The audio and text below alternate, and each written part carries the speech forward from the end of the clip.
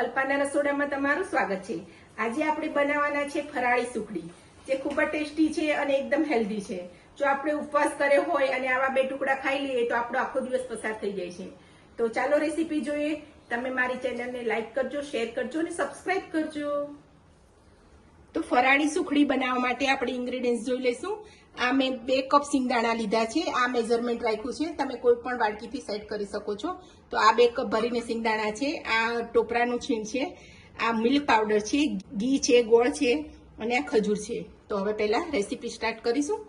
તો પહેલા આપણે સિંગદાણાને શેકી લેવાના છે। તો અહીંયા આપણે ધીમા ગેસે પહેલા સિંગદાણાને શેકી લેશું। તો આપણા સિંગદાણા શેકાઈ ગયા છે અને ઠંડા પડી ગયા છે। તો એને હવે આપણા આવા કોટનનું કપડું હોય એમાં લઈ લેશું ને આ રીતે પોટલી વાળીને અને આપણે આમાં મેને મસળશું, જેથી એના બધા ફોતરા નીકળી જાય। તો આપણે ફોતરા કાઢી નાખ્યા છે અને એને 2 કપ ભરી અને આપણે સિંગદાણા લીધા છે તો એ મિક્સર જારમાં આપણે ક્રશ કરી લેવાના છે। તો આને આપણે અધકચરા ક્રશ કરી લઈશું। હવે આપણે સિંગદાણા ક્રશ કરી લીધા છે, એની અંદર આપણે 1 વાડકી આ ટોપરાનું જે ખમણ લીધું છે એ લઈ લઈશું। જે મેઝરમેન્ટ રાખો આપણે એ લેવાનું છે। અને આ 1 કપ આપણે મિલ્ક પાવડર લઈ લઈશું। તો આ 1 કપ ભરીને આપણે મિલ્ક પાવડર લેવાનો છે।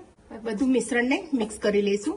સિંગદાણાને એકદમ લોટ જેવા નહીં પીસવાના, નહીંતર પછી એમાંથી તેલ છૂટું પડી જાય। તો દરદરા પીસાઈ ગયા છે અને આ બધું આપણે મિક્સ કરીને રાખી દઈશું।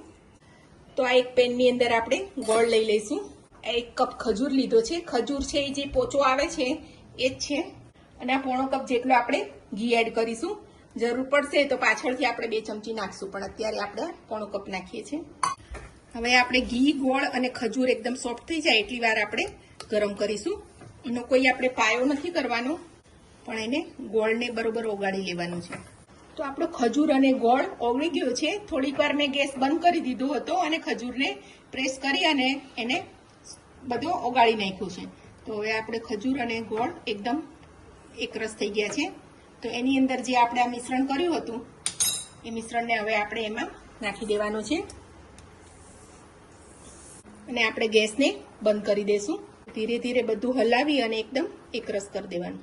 તો આની અંદર આપણને થોડું ઘી ઓછું લાગે છે, તો આ 1 ચમચી ભરીને આપણે હજી એમાં ઘી એડ કરી દઈશું અને ફરીથી મિશ્રણને હલાવી અને આપણે એને થાળીમાં ઠારી દઈશું। તો આપણું મિશ્રણ એકદમ સરસ હવે મિક્સ થઈ ગયું છે, તો એને હવે લઈ લેશું। આ રીતે વાડકો કે કઈ વસ્તુ આપણે પ્રેસ કરી અને થાળીમાં સરસ રીતે આપણે ઠારી દેવાનું છે। હવે આને અડધી કલાક માટે આપણે સેટ થવા દઈશું।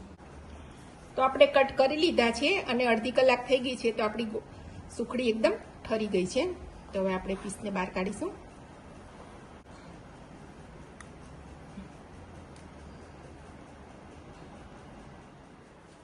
તો આપણી ફરાળી સુખડી તૈયાર છે। ખાવામાં ખૂબ જ ટેસ્ટી છે, એકદમ હેલ્ધી છે અને ફરાળ કર્યો હોય ત્યારે આ એન્જોય કરવાની ખૂબ મજા આવે છે।